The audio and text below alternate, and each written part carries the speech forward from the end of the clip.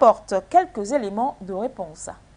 Yaoundé, Cotonou et Bissau, la course contre la montre du président français Emmanuel Macron est à l'image de la résurgence du renforcement de la coopération France-Afrique.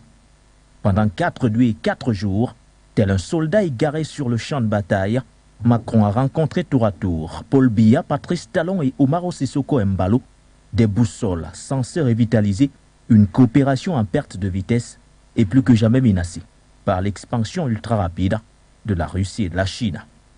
Il fallait donc le faire d'abord à Yaoundé face à la force de l'expérience, celui envers qui les médias occidentaux n'ont pas été tendres, mais qui s'est montré bien plus accueillant.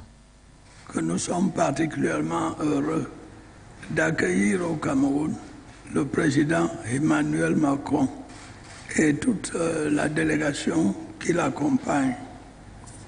Les questions liées à la coopération militaire réglées, tout comme celles liées à la gouvernance, voient l'aspect économique. Et voilà Emmanuel Macron en route pour le Bénin. Face à la multiplication d'attaques djihadistes dans le nord, Macron a promis à son homologue Talon une aide militaire, une aubaine pour la France en quête d'un redéploiement militaire au Sahel. Et sur le plan sécuritaire, conformément à la réorganisation que nous avons adoptée à l'échelle de l'ensemble de la région, nous serons au rendez-vous pour répondre à vos demandes en termes de formation et d'équipement.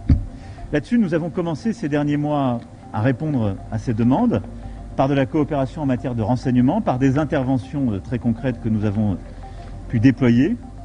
Je vais ici le redire, et nous avons accéléré cette coopération encore ces dernières semaines.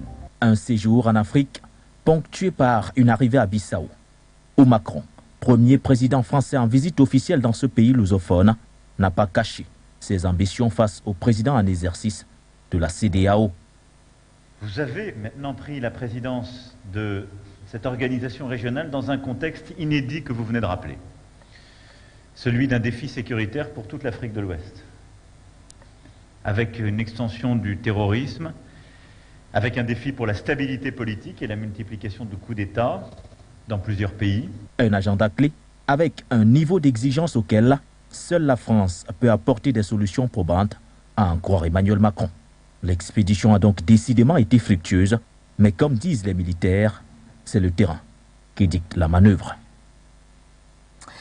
Et nous l'annoncions en titre, le continent africain qui